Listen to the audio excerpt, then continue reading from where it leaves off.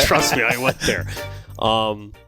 But I knew one person when I went to school there, and I went to Catholic school my whole life. That's how I was raised, and so my mom and my dad were like, "Well, you got 2 schools to choose from for high school, so you got." And I'm like, "All right, well, take the one near the beach." Yeah, makes sense. Right, is pretty much how that went. But I knew one person there, and I was shocked because the first day I go there, there's some kid pulling in a Porsche. Yeah. You know what I mean? I grew up in North Lauderdale on the corner of Kimberly and Rock Island. I mean, it's not, Yep. I mean, it's not really nice now, but it was a decent neighborhood to grow up in as far as like the values of people there. But it was by no means, a rich growing up. I'm the youngest of 6. We grew up in a 4-bedroom house, 1-car garage.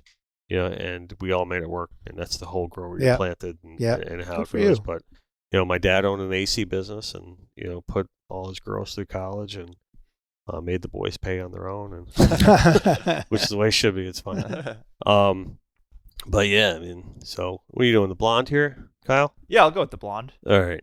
Start light. All right. You want the blonde, the dark? I'll do a little bit of the dark. Yeah. Not too much, just a little sip. All right. No worries. Because then I want to sip more. Yeah, well, that's the problem. That's how it goes, right? And you want to mix that with ginger or Coke? Do a little bit of ginger ale if you don't mind. All right. Here's the bartender. I usually keep the light with the light and the dark with the dark. How I do it, Seems logical. As a rule, yeah. You are an artist. So. Well, I like consistency, my friend. Keep the colors together. Yeah, they always say that's it. The 3 C's of art and design are consistency. So that's what makes it all work. That's okay. I made the rug, so that's good. Yeah, thank you, sir. And then one for me here. I'm gonna go dark and Coke here for me. So we are rolling through here, and I am just, as I usually do at the beginning of every show, pouring rum. So I'm here with the good family, right? The whole family. The whole right? family. Yep. Yeah. So Kyle, good. That's right? correct. Yeah. And his father, John, good. They're here with me today, and you guys put on a lot of things, but today we're going to talk about everything you guys do. But really, the main reason that we're like, hey, let's do a podcast is because we're working together on the Pompano Beach Seafood Fest, right, upcoming. That's right. And that is going to be the 22nd through the 24th. Did I get those dates right? That's it. Of April. Yep. I remember. See, this is my completely organic, unscripted show, and I don't have notes in front of me, but I remembered that, and I'm very happy. I should know that because we were designing all the stuff and doing all the marketing and promotion and shirts and all the other stuff. So we're getting all that dialed in. Before, what were we getting into before we were saying, we rolling yet? We were talking about one thing that we wanted to kind of just get into a little bit about. So we were talking about the grower you planted. Right. And how, it takes a village and everyone kind of like even stuff we got going on with the EDBL crew and Troy Ganter and the Papa's Raw Bar guys. And, you get 26 degrees right over here. And we got that whole circle of trust, if you will, kind of like, getting it all together. And we spoke this weekend, and a really cool thing that I found out was a little idea that this was like a give back kind of thing. But I didn't realize on what level, really, and we love that. Like, Connected by Water, we're all about community, and really just being involved in the community and giving back to the community. And then we recently had Marshall Gordon on from Chaos. Okay. And we had a good conversation about how when you do that, some weird way the community ends up giving back to you, whether it be intrinsically or good business-wise or something like that. So it's all kind of... Big circle is symbiotic in nature. But can you take me through a little bit of, or a lot of it, because I want to talk a lot about it, because you had mentioned to me on the phone that we're like, we really don't promote the fact that we give as much as we do, but maybe we should probably do a better job at that. So please, right now at this moment, do a better job at that. And I think that word community you used is really one word that kind of embellishes that whole point. Mm-hmm. We, I think it's probably good to start this from where we started back 36 years ago.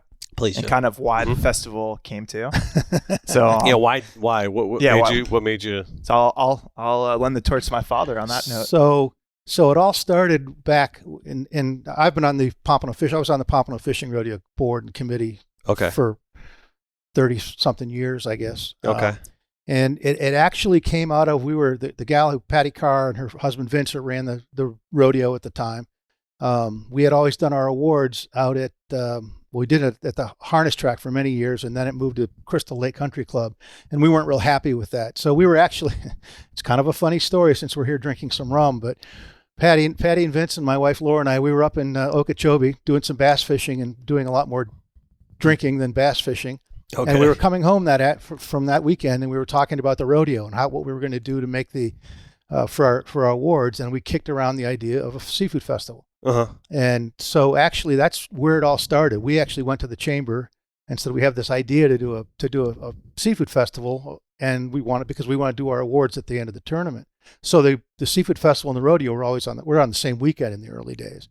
And that's what we did for the first. Oh, really? Yeah. So it was like a combined event well, almost? yeah, because we literally did the seafood festival to give away our awards at the end of the tournament. So we fished, it was actually a Friday, Saturday, Sunday. We used to fish 3 days in the rodeo years ago. And then on Sunday afternoon, we did the awards for the tournament. And the very first seafood festival was just a 1-day event. It was right at the end of Atlantic Boulevard and the beach. It wasn't even on the beach. It was just right there at the end of Atlantic. I remember that. Yeah. I mean, that was and that was 30. Well, now it was actually closer to 40 years ago since we lost a couple of years with the pandemic. But that's how it all actually started. And of course, the rodeo is a not-for-profit. And we raised over the years, a huge amount of money, with our artificial reef program and all the things that we did. So we kept the beer concession for the rodeo. So for all those years, the rodeo committee sold all the beer, and all the money that we made from the beer sales all went into all of our conservation efforts. Whether it was the artificial reefs or supporting the public education, and working with NOAA and all the things that we did at the time. So that's kind of how it all started. And then after the first, 5 or 6 years, I guess, we started getting into the turtle seasons. And all of a sudden we couldn't do the event on the beach for the seafood festival anymore because May 1st was the beginning of turtle season. So that's how we ended up at the end of April for the seafood festival. But then when we formed the seafood festival, it became its own 501c not-for-profit corporation. And it has always been. And we brought in a bunch of other charities. So now today, we have 10 basic charities who get all the benefit and the Pompano Chamber. So one of the things I love about our all the proceeds from the event, when the event's done and all the bills are paid, all the money that's left goes out to all these groups. So it goes really deep into the community. You're talking about community, and it goes really deep because there's 10 different groups plus the Chamber of Commerce that all benefit from the event. Yeah. That's outstanding. I mean, I remember when we discussed this weekend, I was blown away by actually how much you guys give back. I mean, some of the charities where you got Seroptimist. Rotary. Okay. We got Shipwreck Park now. We're supporting the Wahoo Bay project. Very cool. Which that kind of was, obviously our roots, as my dad talked about, were the Pompano Fishing Rodeo. So to keep kind of those roots alive and what we're doing with conservation, now that there's no longer a fishing tournament, Shipwreck Park's going to take the shoes of the rodeo. Right. And so for this year, that money's going to go to support Wahoo Bay, which we're very excited about. Awesome. And some of the other groups, the Boy Scouts, Kiwanis Club. There's actually an East Side chapter as well as a West Side chapter. Okay. Ely High School, Pompano High School. Very cool. So you guys are giving out Scouts, all over Pompano. The Boy Scouts. Yep. Yeah, that's great. And the other really cool thing is all these groups that we're naming, they all perform a role at the Seafood Festival. So we're a very volunteer-driven event. Okay. So like the Pompano Kiwanis West Side, they'll be manning the T-shirt booth with some great T-shirts that you helped create this year. Yeah, they're all right. They're all right. And I mean, the high schools, Pompano High is actually right across from where our venue's at. Okay. So we kind of have a strategic relationship with Pompano, and they do our parking, and we actually use like the high school bus loop we line with cars. We put cars in all the different student lots at Pompano High. Then there's a large grass field on 10th Street there, and Blanche Ely does the parking for that. So every charity has a role that they provide assistance with at the festival, which is another cool item. All right. Yeah. What year is this? Do we count the last 2 years?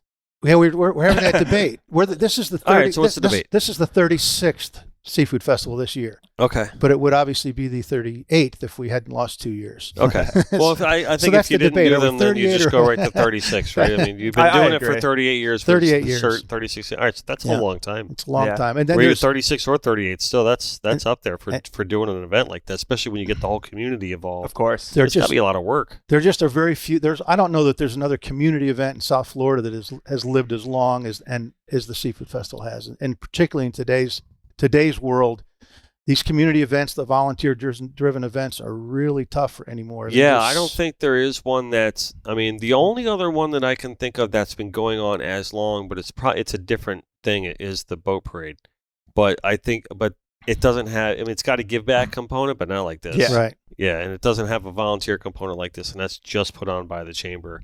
You're kind of getting the chamber and everybody else involved. I mean, it's great, and I'm excited because this is the first year. Now, we were supposed to do it in 2020. In 2020 when right, COVID, reared its ugly head, and I can't believe I said it. I'm not supposed to say the C word on the show, but I said it. When it reared its ugly head, and obviously everyone's got their own side stories to that one. But in our case, we had to pause, and thank you guys for considering me and bringing me back into the fold again, because this was something that we really, really, really wanted to do. We really wanted to get involved with and stay involved with, because this has got Connected by Water written all over it. And when we say Connected by Water, I don't just mean my company. I need the theory of Connected by Water, right, and what it means and what we try to live by. And we really try to run our business through that whole mantra of we're all connected by water. It takes a community.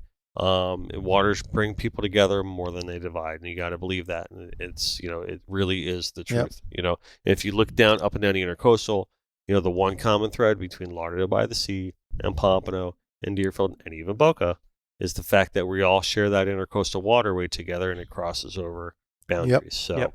So, yeah. So, one of the interesting things you talked with the Wahoo Bay thing too, just as talking about the money for the 2 years in 2018 and 19, through the rodeo, when the rodeo committee, we actually donated $10,000 each year from proceeds from the Seafood Festival to, the first year was to Shipwreck Park when they were doing the Lady Luck. Okay. And they sank the Lady Luck. We donated $10,000, and most of those revenues came from the Seafood Festival. Oh, wow. To that project. And then we donated another $10,000 to the Wahoo Bay project in 2019, I guess it was. So, I mean, that's $20,000 that's come out of the Seafood Festival in the last couple of years that went to that project. So, okay. One thing I want to bring up about this year's event is you guys are doing a little something different with the music. We are. And I'm personally very excited about it. I know it's anytime you do anything different, there's always a risk of, or people are going to accept it with open arms. And so far, everything that I've heard, the rumblings around the community is that, it's being accepted with open arms. And I think it was a really, really smart move to do it this way. Can you elaborate on that? Yeah, that's great to hear. I mean, it's definitely a step out of our comfort zone of what we've done for all these years. We've always had that kind of one headliner, and a lot of people come to sing. Everyone's been working for the weekend, or, right. We have America, the Guess Who. We've had some great names over the years. But unfortunately, those bands are just getting crazy expensive. Right. So and not to mention crazy old. And crazy old. Yeah, no, that's the truth. I mean, listen, if we're being honest and frank about it, when you have a local event like this and you're bringing in the local community, to put another layer on it and bringing in your local music community, of course, it just made sense to me. It really did. And I know Troy Ganter from Papa's Rubber probably had some influence. He's been very supportive and involved. And, we kind of had to look in the mirror at the end of the day when the purpose of this event is to raise money for our community. Mm-hmm. And when we're paying these extraordinary amounts of money to these national performing artists, they're taking a huge chunk of that pie away. And that's that much less money we have to give to our benefiting organizations. So we kind of reached a crossroads, especially where we are today with what things cost in general. I'm sure everyone's been by a gas pump lately. It's oh my God, it's not a fun situation. No, it's not at all. So I mean, if we wanted to continue kind of having that one headline band, we were probably looking at a $50 to $60 ticket price, and $17, $18 beers. Yeah. And that's not who we are. That's not what we want to be. $17 or $18 beers. I mean, if you've been to the Palm Beach or Amphitheater. You could come on the podcast. Exactly. And pop us fill our Do a room little for free. Cheers. Cheers, guys. Listen, really, I think this gives the bands that are coming. Now, some of the local people know some of the well-known bands, especially like the Uproot Hootenanny, who's been a staple in this area for a long time. But there's going to be some other bands that people are going to come and be like, blown away. Absolutely. And they're going to be, who is that? And they're going to discover new bands. They're not going to be like, oh, yeah, I'm just going to sit around and say like a band like the Guess Who. It's like maybe most people only know like one or two hits from them. They're going to hear an entire set of songs maybe they don't know, and they're going to wait till the end to hear that one song. Yep. Is that really worth it at the end? Or are you just going to get a bunch of bands that can just blow the roof off the place? And they're going to, like Guerra Grooves is another one. Oh, she's great, Nikki. They're great, right? She's awesome. You know, they're friends with my sister down in Miami. Okay. And that's how I actually first met them. And then I don't know how it happened. Oh, I remember. Anyway, Todd and Val, who put on the Jimmy Johnson, they were hanging out one night. They're all in the same place, and there was my sister's friend's band was playing the Guerra Grooves. They played the Jimmy Johnson. Troy heard them there at the Jimmy Johnson, thought they were a great band, invited them to come play Papa's Raw Bar every weekend, and that's kind of how it starts. And they're an amazing band, and they're playing South Beach Seafood Festival and all kinds of places now, and they keep growing and growing and growing. But I'm telling you, Nikki and her husband throw it down like nobody's business. I mean, when people see Guerra Grooves come out, they're going to get blown away. Troy actually turned me on to her back in 2020, and we did have her book for the 2020 festival, and I was really excited. Yeah, so I know she was very excited when we reached back out that we're back on finally for 22. And I got to tell you, it's one thing to see them in front of Papa's and their little in the small set, but when you see them on a full stage, it's a completely different animal. They're great there, and they're outstanding there. And also another thing to keep in mind with the entertainment, we have 23 bands. And we're playing over 3 days. So it's constant, nonstop live music. Yeah, so it's like a real festival. And we have 2 stages. Basically, the way our event's laid out, we have a stage on each side of Pompano Community Park with all the vendors in the middle. Okay. So that was another issue is when we used the amphitheater back in 2019 and we had some of those national acts we've named. When the bands were playing, it was really cool in that amphitheater, but the rest of the festival was just complete quiet, crickets. It took everyone away. Yeah, it really didn't best serve the vendors. Right. And so that was another thing we thought of when we built this layout is how do we best serve our vendors? And so now they're all in between the 2 stages. So people are going to cross from stage to stage, and they're going to see our vendors shop and hopefully support these local businesses. I think, honestly, so you're splitting the stages. Like correct. So there's not going to be no pause in music. There's a north stage and a south stage. So once stage. this one shuts down, this one's ready to go. They're going to both play. They'll both play at the same time. They'll be playing simultaneously. Oh my God! Wow. Yeah. So this is a big area. We're going to offset their sets by like 30 minutes, but they will overlap. Yeah. So there will be times that both stages are live, but there'll never be a time where we're completely dark. There will always be live music. Yeah. And you've never done it like this before. No. That's great. And it's cool because both the stages are identical. So they're exactly the same size, same tents over them, same sound system, same everything. Okay. So one doesn't feature one over the other. And the way, and I'll give Kyle all the credit, but the way Kyle and Bob Unger, who's our music booking agent, have worked it out, it's different genres are playing at the same time, and they mix it. So it's not, it's not all reggae on one stage and country on another stage. It goes back and forth all through the whole event. That's good. So it's going to be I think it's going to be really cool. Yeah, we thought that was important when we built our lineup. I mean, you look at Pompano Beach. This is probably one of the most diverse towns out there. Right. I mean, really is. Whatever you want to talk about, race, gender, I mean, activity, age, activity. Yep. So we didn't want to have a lineup that only appealed to young people. We didn't want to have a lineup that only appealed to old people. We didn't want to be an all country and all rock, all reggae. So when you look at our genre, literally whether you're 12 years old or 70 years old, you're going to find a band that I think you're going to like. Right. And you're going to find food that you like. You're going to find food that you like. Right? Oh, that's... Right, and there's plenty of food. I mean, what are some of the food vendors we got this year? So I know you've mentioned Troy Gander quite a few times. Absolutely. And we're going to mention him a few times more before we're done, I'm sure. I mean, I can tell you, I used to be a busboy at Seafood World, and he was the server, and my father was best friends with Papa Huey. So wow. our families go back a long time. Awesome. And Papa's Raw Bar has participated in our event, I believe, since year one, Dad. They've been there as long as I've done it. Which is I mean, as long as I've managed it. Yeah. Huey will tell you that they've been there since the very first year, and they maybe have. I don't really know the answer. It could very well be true. Yeah. I mean, they've been around a long time. Yeah. Yeah. So they'll be doing stone crabs and oysters, seafood vinaigrette. Mostly seafood that's served cold. They're not going to be doing any cooking on site. Right. But I mean, their stone crabs everybody loves stone crabs. Now I'm right? extra happy that we're going to be set up right next time. Absolutely. And then another food vendor that I believe has been since about day one is the Cross family, Shalor and Steven with Florida's Fine Foods. Yep. And they're famous for their paella. Mm-hmm. They have the huge pan, and you can see everything, all the crab and shrimp and corn, and they have a really attractive display, and they'll be back again. You know the food vendors way better than I do. I'm happy to say so. And then we have some Bahamians. We're gonna have some of the best conch out there: cracked conch fritters, jerk conch, anything conch. We'll definitely have you covered there. Awesome. And there will be some American food. So sure, for those that have an allergy or just seafood's not your thing, right, or like picky kids like mine that just want like chicken fingers. Exactly. Yeah, all kids are we'll like have the chicken fingers and the Philly cheesesteak. So yeah.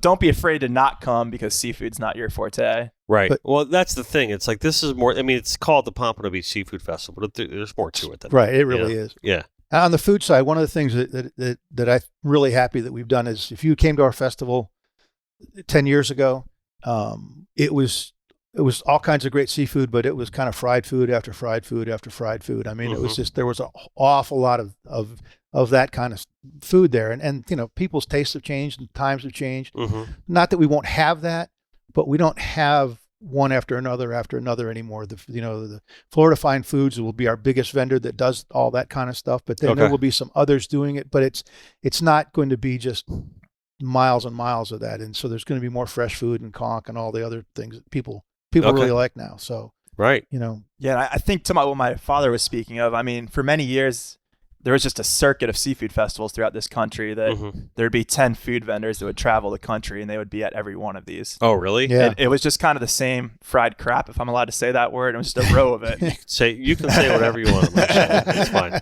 And so Troy's been really instrumental, but we're kind of trying to really class up our food court, and it's mostly going to be all local food vendors. Yeah. So it's not going to be those national vendors that just travel the country the same food that's been in their frozen truck for who knows how long. Well, that's good to hear. So, I mean, fresh and local is the direction we're trying to go with everything. Yeah, that's good to hear because you know what? I'm glad you brought that up. I didn't even really think about that. But if we're talking local, all the local bands and all the local, we'll get to the local artists and all these over. Yep. If I showed up and then there was just really this homogenized, just seafood like intense, then yeah, that might be a little different. I like the fact that it's all local and bringing together the local community. And there are fewer vendors too. We used to have 24, 28, 26 vendors, and I think right now our main food court area has only got about 17 or 18, I think, vendors. Yeah, so we've quality tried over quantity. Yeah, we've really tried. We've tried to make the challenge is just the budgets. I mean, honestly, to make this financially work is so difficult anymore. Well, the ticket prices seem right to me when I saw them the other day. That's what we wanted. As Kyle said, we didn't want to go to that $30, $40, $50 ticket. Yeah. We didn't feel like that's what we were about. So, we're $15 on Friday. We're open from 5 to 10, and then we're $20 on Saturday and Sunday. We're keeping our drink prices, as reasonable as we possibly can. So, to me, and I know you guys probably go to a lot more events than I do, but they're very expensive anymore. I mean, it's just insanity how expensive things are. I liked how you explained, because with that headliner artist, if they really jack up the ticket price at the end of the day, because if you're telling me I'm going to pay $18 for the Guess Who, I'm going to tell you, guess what? I'm not, know what I mean? That's a tough call. Yeah. But you guys are doing it right, and coming out of the era, right, and really opening the show up in a rethought way, in a local way, it makes a lot of sense to me, and I'm excited about it, and I'm excited to be involved with it and all that. And it's great too to support all these local bands. I mean, we all had our hardships throughout the past couple of years, and these guys, they haven't been able to do all these festivals, so it's cool to see our entertainment budget get spent here locally. Yeah, absolutely. Good. Let me address another 800-pound gorilla with the seafood festival that we've had to deal with, and that's not being on the beach anymore. Okay. That's been a big thing for people who came to our event for many, many years. There was nothing so magic as we used to have on that beach. It was just unbelievable. And back in days when I remember one year we had Grand Funk Railroad playing on a Saturday night. This was probably 15 years ago, so they were probably a lot more relevant then than they are now. And the moon was rising up out of the ocean, and it was a gorgeous day, and the beach was packed with people. I mean, it was an amazing thing. So we've been getting a lot of that, it's so much better when it was on the beach. You get a lot of people saying we that? We do. Okay. And it's probably a little bit less, but and that's one of the things I want people to understand. We didn't move off the beach because we wanted to.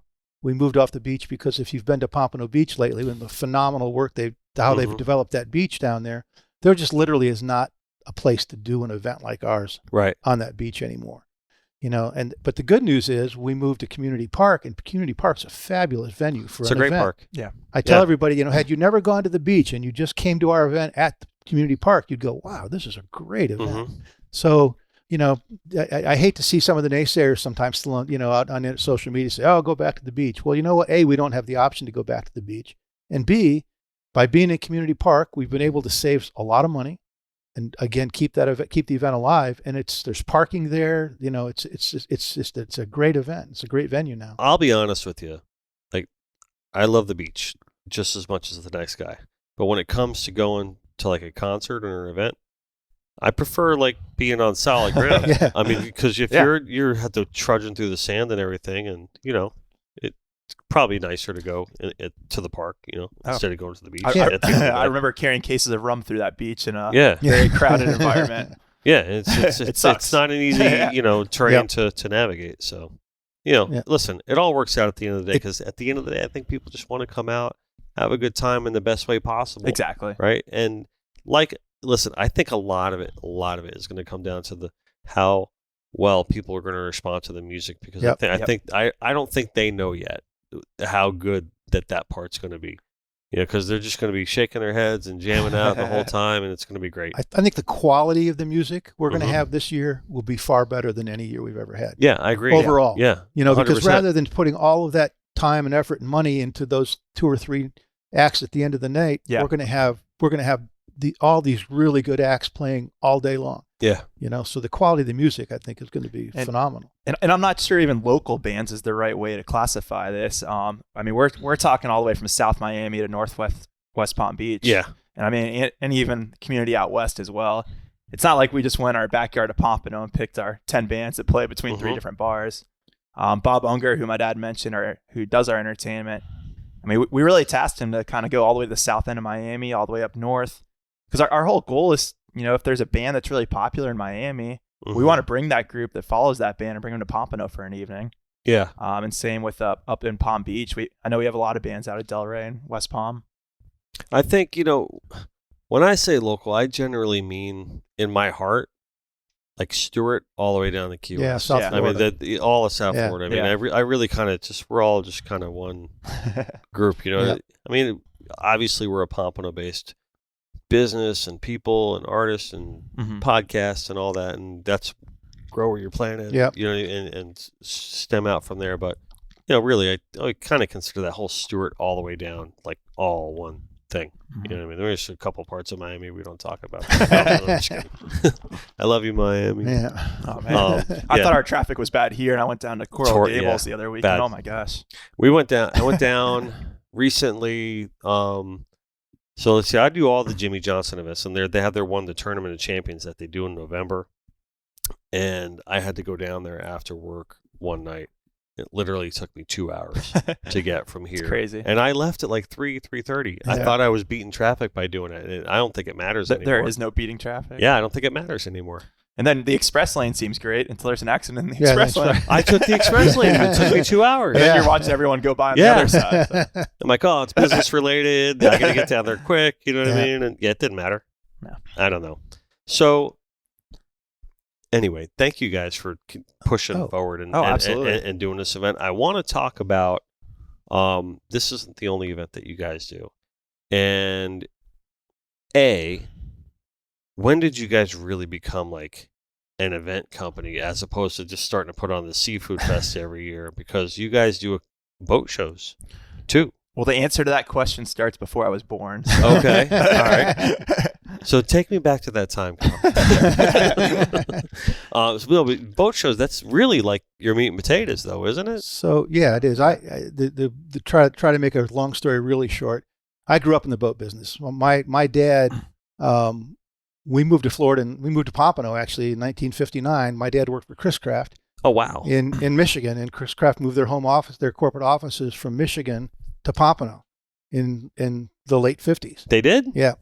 Yep. And yeah, for How years. did I not know that? Yep. Pompano. Yeah. Chris Really? Craft back, in the day when Chris Craft was Chris Craft. Yeah. And there was nobody else. I mean, that was the there boat. was Chris Craft, and there was almost it was nobody back else. in the old Ted Williams days and the so Humphrey that was Bogart and all that in the late 50s and early 60s, and they had a factory. There was a factory, the Chris Craft factory. They built a bunch of their boats right in Pompano. Where was it? On the Andrews Avenue extension there, just kind of south of Atlantic. Really? Yep. You got to look into that. That might be your building. Yeah. And so Yanni's family, they own a nice business down here, and they got a pretty substantial footprint over there. So yeah, so that I want to look into that. That would be cool. Dude, if you found that out, I'll tell you the where Marine Max is today on Federal Highway there in Pompano. That building was originally built as the Chris Craft Test Center. That's where they brought all their boats and did all their prototype boats and all their modeling and all that. And they did all their testing at that facility. Now I'm starting to get into this here real good because I'm a history buff, really, and I love finding this stuff out. I had no idea about that. Yep. So anyway, I graduated from Pompano High, as did Kyle, but I graduated a few years before him. just a couple. Wait, what was the name of the mascot? Yeah, the Bean Pickers. Yeah, the Bean Pickers. Yeah. That's right. Yeah, that's way back when. I always forget that. My brother, who's older than I was, he was a bean picker. I was a Golden Tornado. Well, okay. Even when I was there, the yearbook was still the bean picker. I'm not sure if it still is today, but okay. We'll have to ask Jason Frey that question. So anyway, my dad worked for Chris Craft and all through high school, and then in the late 60s, he left Chris Craft and went to work for Bertram. Okay. And he was with Bertram. He actually retired from Bertram. He was president of Bertram when he retired. Actually, back in this was in the mid 80s when he retired. So I grew up around I grew up around all that world, and I backed into the boat show business before the very first Fort Lauderdale boat show. It was in 1976. Was the first Lauderdale boat show at Bahia Mar. Okay. And there was a guy named Kay Pearson who started Yachting Promotions. Mm-hmm. Kay had never put on a show in his life, and we knew each other casually just through the industry. And I was looking for a job at the time, and so we got in touch, and I went to work for him about 3 months before that first show. So I worked for Kay for like 8 years, all through. We started the Fort Lauderdale show and established that show. We started the St. Pete show. We did a lot of other things, and then I went out on my own. Again, like 82, something like. I'm looking at Laura, trying to remember. like around 82, and started my own business, and we stayed in the boat show business and started doing smaller regional shows around. Okay. So that's kind of how it started, and then now we do. It's just morphed. There's a lot of things to do. We've been very blessed over the years. We've morphed into the West Coast. We do 3 boat shows on the West Coast that are all owned by the Southwest Florida Marine Industries Association. Okay. It's the same group like that owns the Fort Lauderdale show. So this is the West Coast version of that. Right. Of that group. So they own the shows, and we manage the shows for them, but we also manage the Marine Association as well. So it's just been weird how that. And Kyle started with us. It's been, I think it's like 6-7 years now, isn't it? Yeah, I want to say. So I graduated Florida State in 2013. Go Noles! Go Noles, baby! Everybody in the room. Everybody in the room. She went to Florida State. I'm a Gator. Oh, you're a Gator. I'm a Gator. Sorry. You were the only one in the room. Well, too bad. That is not all. I'm still proud. But so yeah, it was 2014. I was living in Jacksonville at the time, and business was starting to expand. They were kind of getting out of the recession finally. And so parents were looking for an extra hand, and timing worked out pretty good. Mm-hmm. Came back to South Florida actually right before the Seafood Fest that year. I want to say I came back in March and got thrown right into it. Got to learn what dealing with vendors is all about. Yeah, I hear you.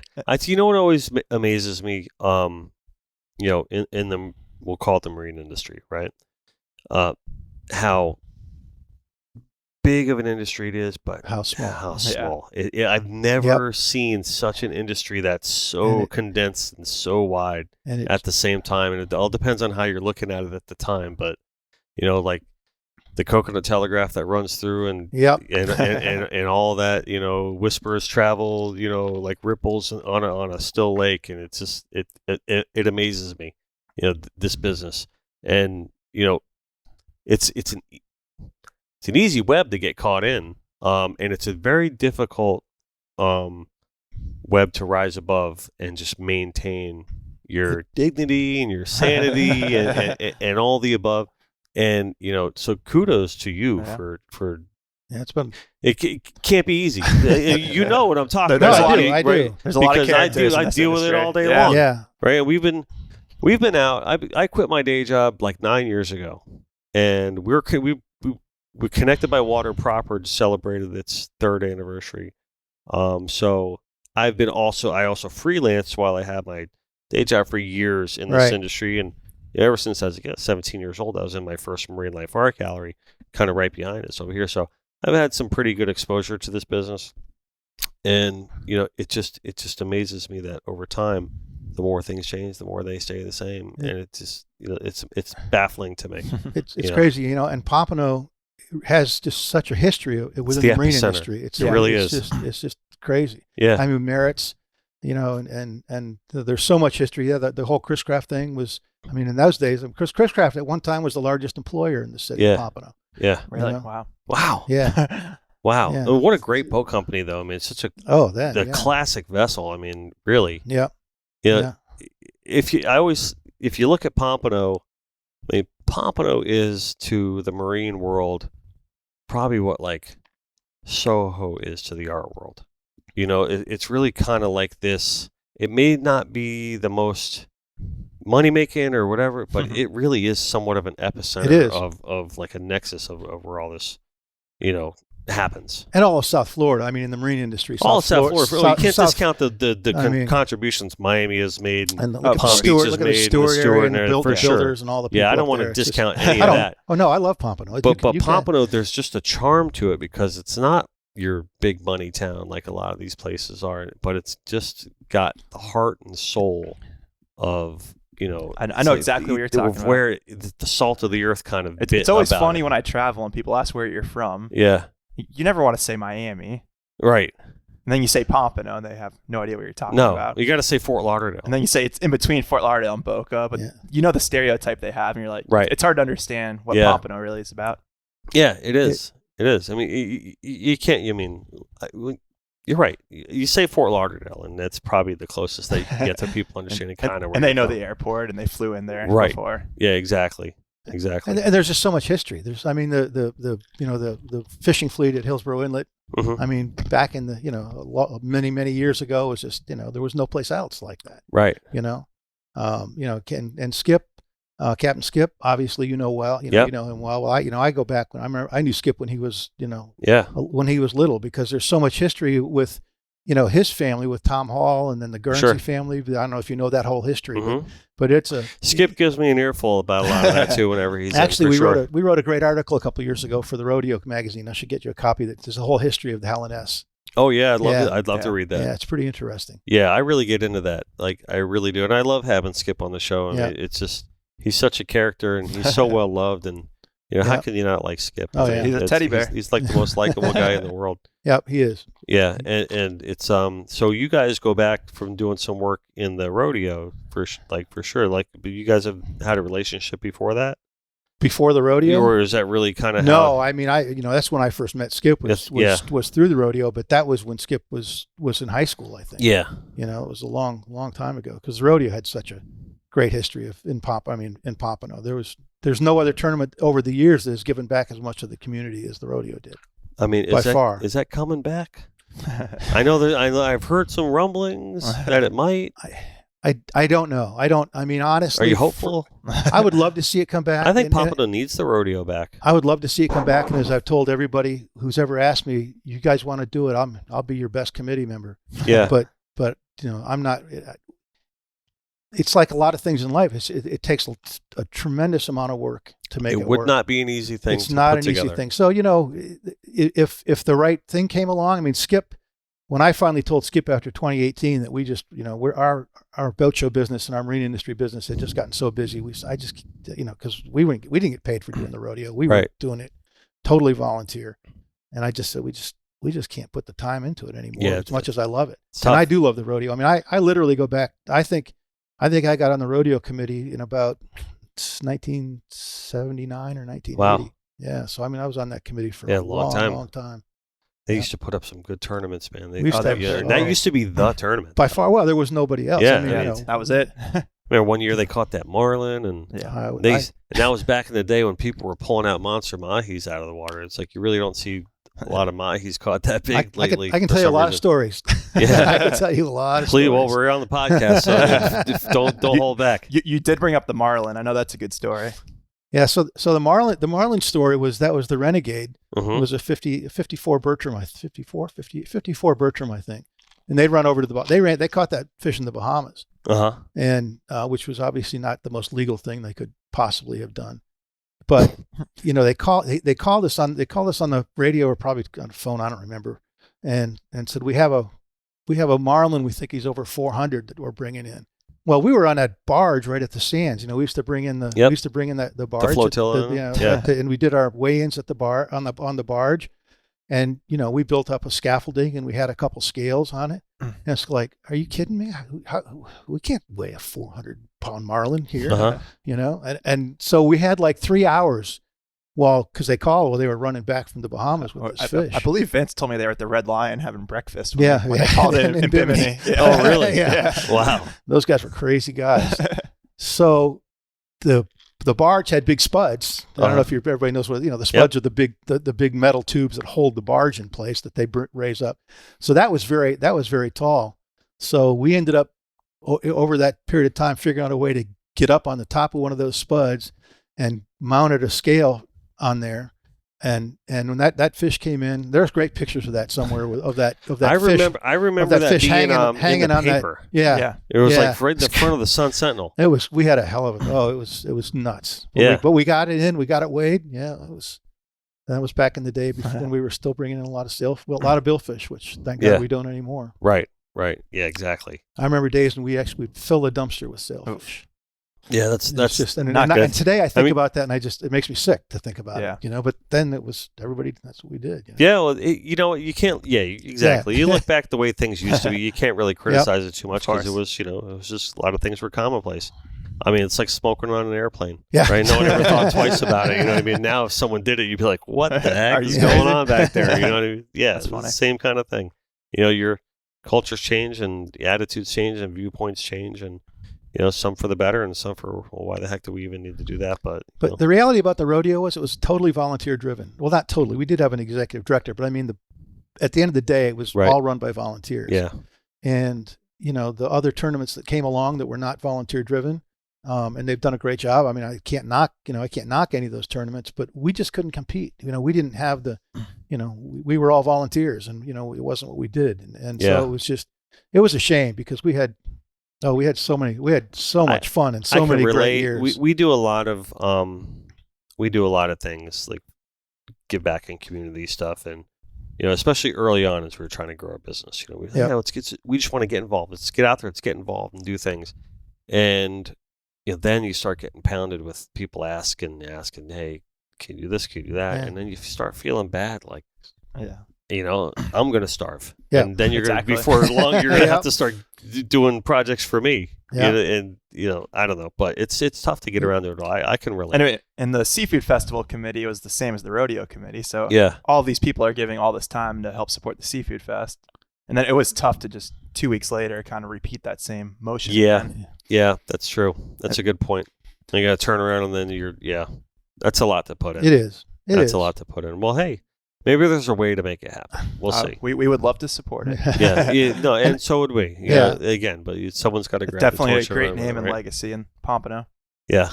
All right. Cool. I mean, you guys want to talk about any of your other boat shows? I mean, you guys are just coming off a really, really good one. I know it's not the local event, but Yeah, our shows are on the West Coast, but I think it's pretty indicative. That's why I was asking you earlier, about Palm Beach, and I'll be really interested to see how Palm Beach does. But our shows have been they were off the charts. Every one of our shows in the we were very lucky. We didn't lose a boat show to that C word. Yeah, there you go. Thank you. The first show we had to deal with what was our Bonita show in 2020, and literally the Saturday night of our show was the first death in the state of Florida. So. Yeah, he was telling me about that. Saturday was a record day. It was crazy because Saturday was a record day in that show, and Sunday you could hear a pin drop. It was ghost town. Wasn't it crazy how fast everything just went? It's like a switch overnight. Well, the marine industry it literally stopped. Yeah. For about 3 months, and then all of a sudden everyone went, "Oh my gosh, you can go out on a boat." That's the only thing we can do. You can go out on a boat, and so that's been from an industry standpoint, it's been great for our business. All the retail sales and motors, everything's through the roof. It's a struggle now. I don't have to tell you. I mean, nobody's gotten. Our Bonita show. Every one of our dealers who does our shows, they were literally every single dealer was there, but they're selling futures and they're selling. They're all the high end stuff is now out. A year and a half. At least there's no motors. At least, and we're doing everything for CV on the apparel end. And we hear stories from them all the time. We're like, the years out that they are. It's insane, and they can't get resin, and they can't get all these other. And then some snowstorm happens in Texas and delays it again. Right, and they have no idea what these boats are going to cost when they're built because of the resin issues and other issues. So it's been a really, really good, but it's been tough too. Yeah, and the price of gas and fuel goes up, which your products, everything goes up because it takes more money to ship to you, and it's insane, these inflation things. But people are still moving to Florida and buying boats. People are, but that show, that's why it'll be interesting to see, because Palm Beach is going to be the first show, I think, since it's really had hit with the fuel issues and all the world issues going on. But I think people are still going to be out, and I think they're still going to be spending money. I predicted like a year ago, like in a couple of years, we're going to see a completely flooded small boat market in the used market, just because people are just not going to realize what they got themselves into. That's right. And they're like, okay, wait, I'm not really a boat owner. And this thing's been sitting on the side of my house for 2 years. I've only used it since COVID. Right? We're actually already starting to see a little bit of that, and the people that are kind of dumping it now is probably the smart move. Right. Because they're able to. I've heard stories of someone that bought a boat 2 years ago and just sold it for more than they bought it 2 years ago. I've been hearing lots of that. Yeah, I've heard lots of those stories. Lots of that. And it's true. I mean, trucks are the same way. Yep. Yeah, it's crazy. Trucks are exactly the same way. I mean, people are, instead of when their lease is up on their truck, they're buying the lease out and then selling their truck for more. It's crazy. Like easily. Yeah. And so it doesn't really make sense to turn your lease in anymore.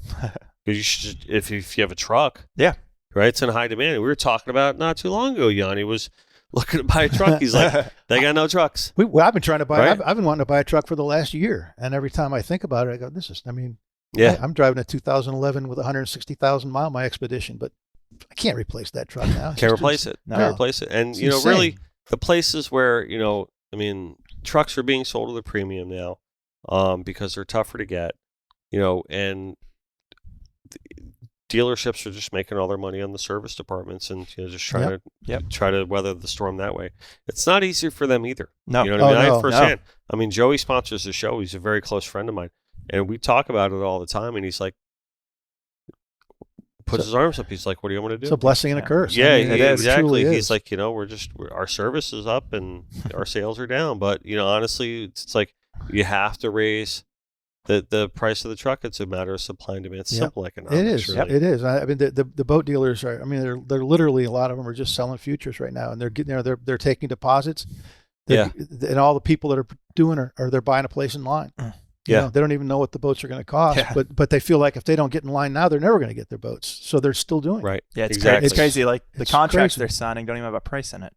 Right. It says price to be determined upon delivery. TBD. And if you don't want it, then we'll sell to somebody else. Yeah. And there's already a long list of people. But you commented about the glut of boats these used boats are going to come on the market. So that's a blessing and a curse too, in a way. But I think at the end of the day, as I've told a lot of people from the marine industry standpoint, if we retain 40% of the people that bought all these boats and we keep them as boaters, and they weren't boaters before all this, that's a huge home run for the marine industry in the long run. No doubt about it. And then the people who don't want it and they want to get rid of their boats and they put those boats on the market, well then, the boaters who have been waiting to buy something, they're going to be able to buy a boat. So, at the end of the day, I think I think our industry is going to be riding away for a while longer. If one thing survived throughout all of it, it's our industry. Yeah, right? absolutely. And I really think that you can look at a lot of things that went positively for the state of Florida during the time, and the marine industry, I think, was that one industry that really helped propel that forward economically for the state of Florida. Well, among other things too, you know what I mean? Yeah. The good weather of the housing market, and people wanted to come and move here, and some states did it better than others, and Florida did it better than anyone, and everyone's like, oh, well, then let's just move there. We're like, wait a minute. I remember in 2018, it was the Tampa Boat Show. I was at a conference the National Marine Manufacturers were putting on, and they were showing a chart of first-time boat buyers. Mm-hmm. And it was just like over the past 20 years, when it was just declining, going down, down, down. It was very depressing and negative. Yeah. And the guy was like, what are we going to do about this? And it was just kind of like crickets. And it was very negative connotation. Mm-hmm. And now you look at that chart and it's flip-flop the other way through the roof. It's amazing how it happens. It really, really is amazing how it happens. But listen, we, as an industry, as a business that services the industry, did fine. Yeah. Thing. It really, in fact, we expanded. We continued to expand, and here we are. Out in Pompano, and then we took this place, and things are fine. Yep. And we're very lucky about that. We're very fortunate, but listen, that's how it goes, right? Ebbs and flows and swells and deflations, and you know what I mean? It's funny right now, because of everything that's happened in the industry. One of our big pushes with our association on the West Coast and a lot all around the country is, how do you deal with all these people who are on the water who have no idea what they're doing now? Right.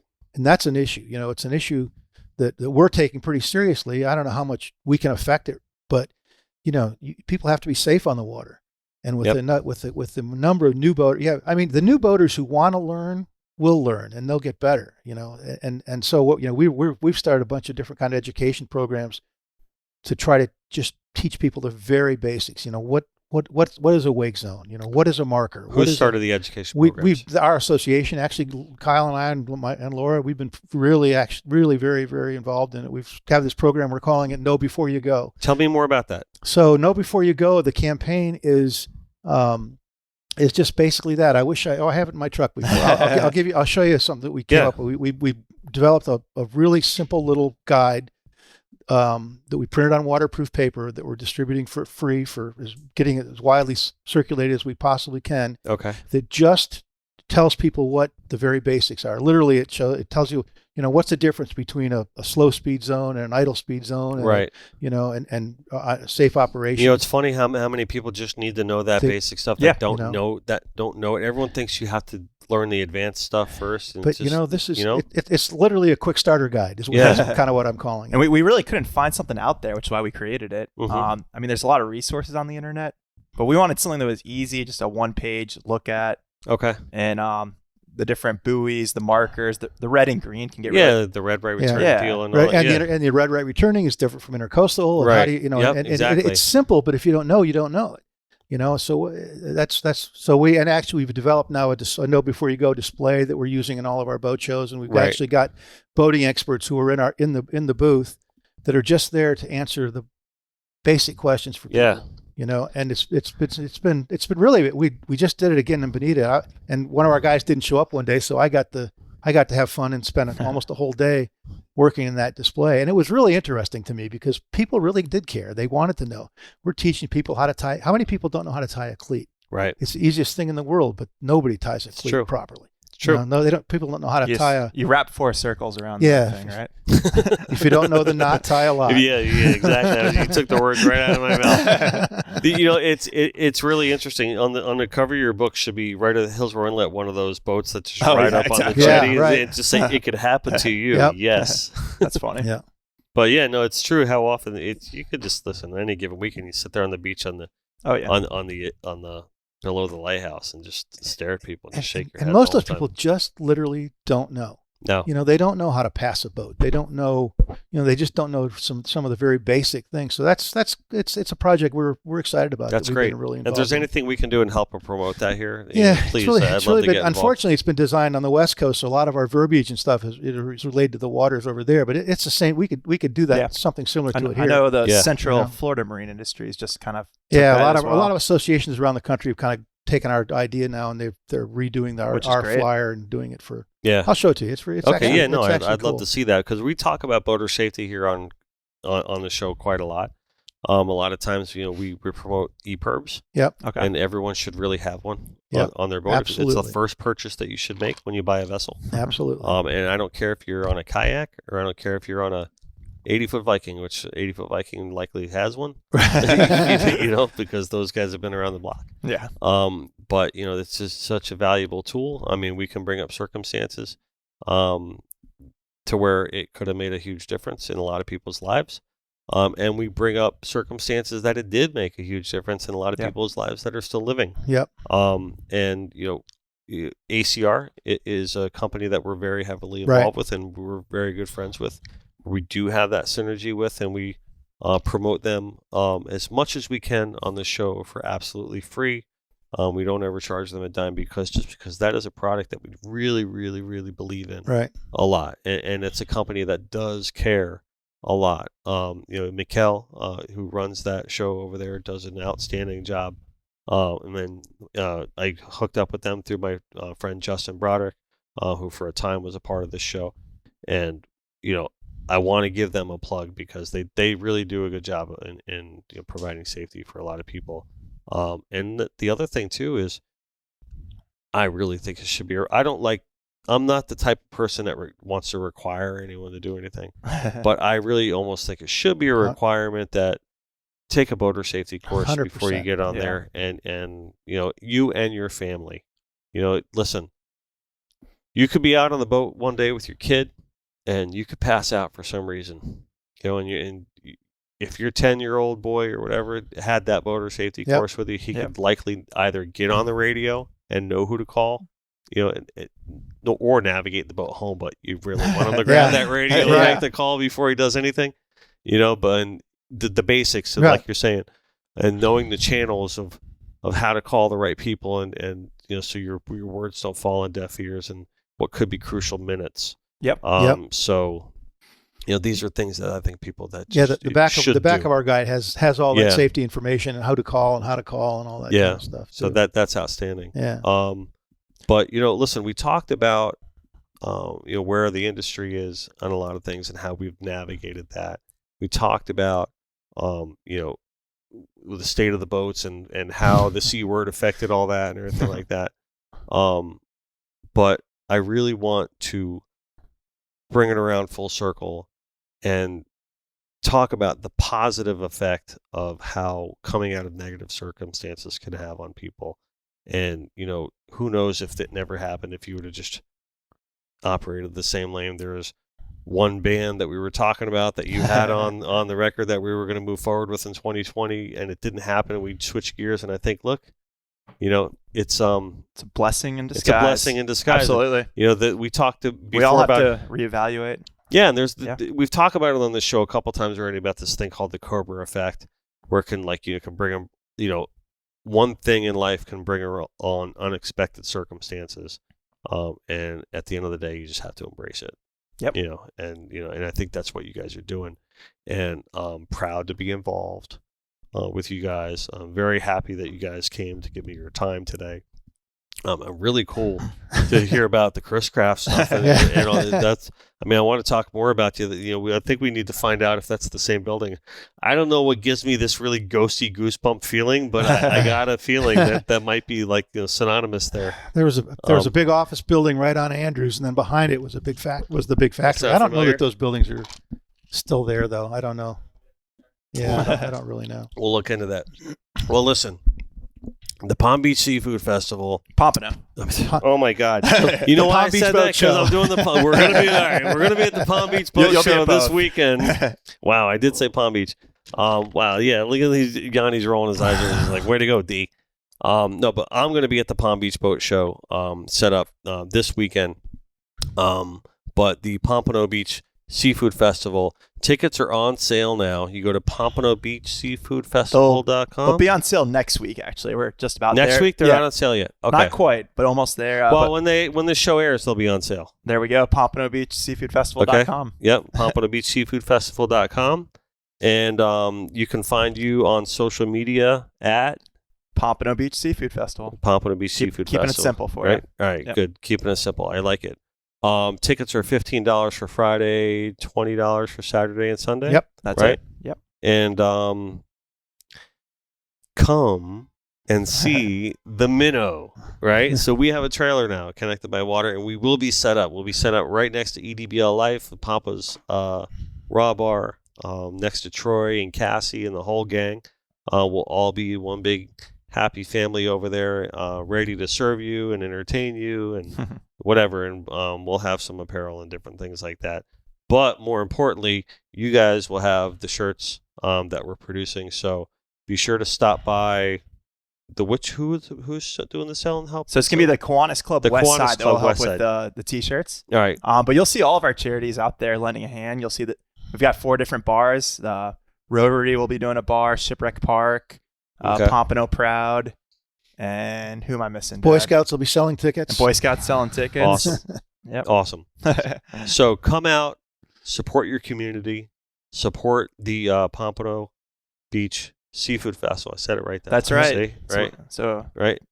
One more thing. Please. One more. The city of Pompano. The city has, that we'd reached a point probably several months ago when we were really questioning whether we were going to make this happen or not. Mm-hmm. And Earl Bosworth, who's the assistant city manager, is a really good guy.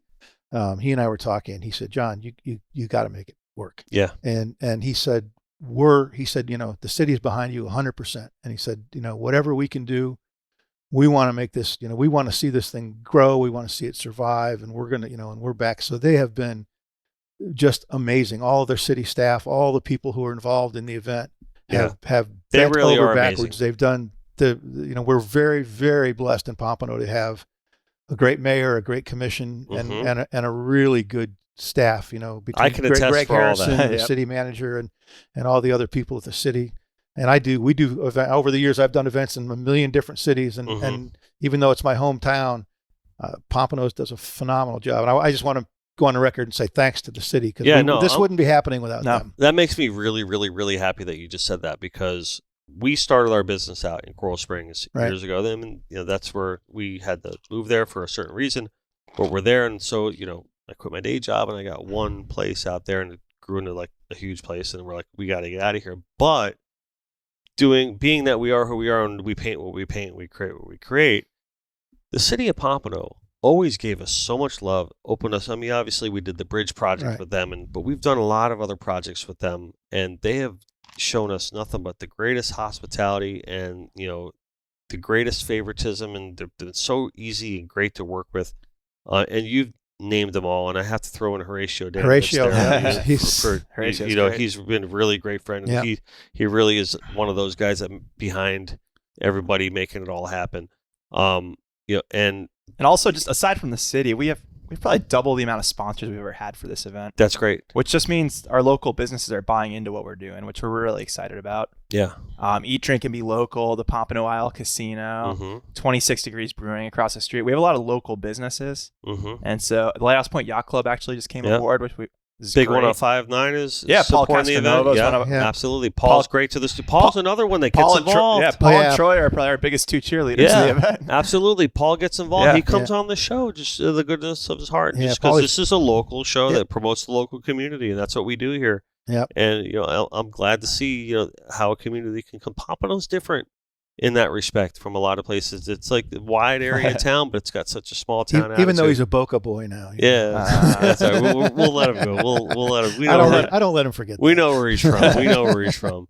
And and I want to give a shout out to the Chamber of Commerce as well. Absolutely. And Jeannie over there, she runs a tight ship over there.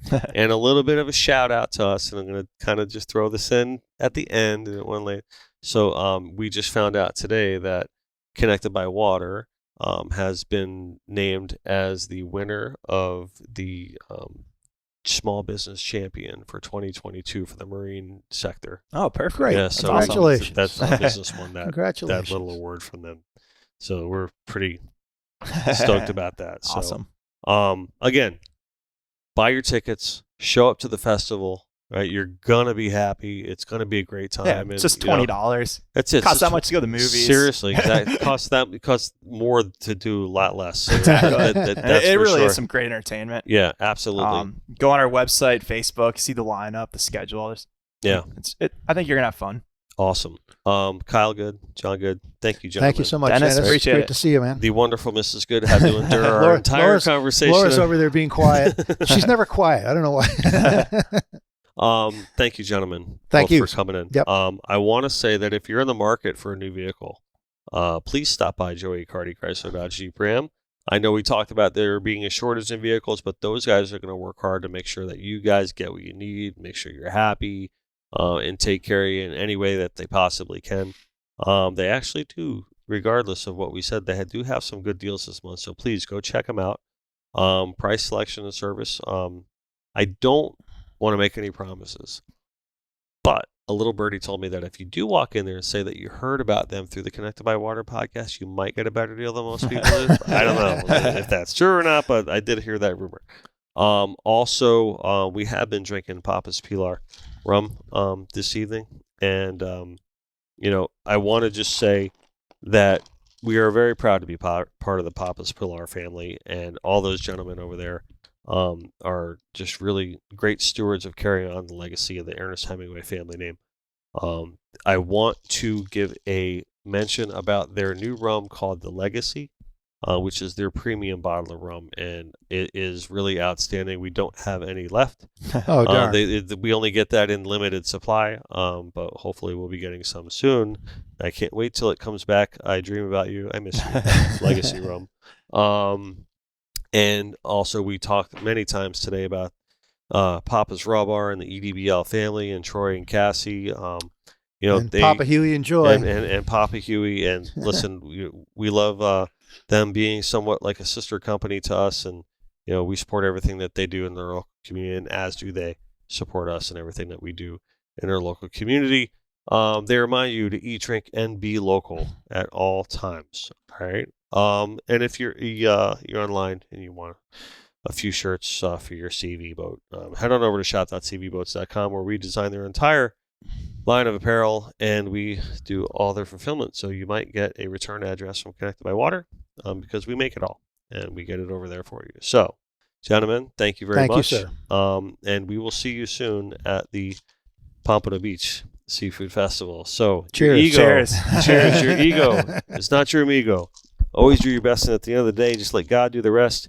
And do not ever forget that no matter where we are, no matter what we're doing, we're all connected by water. Thank you, guys.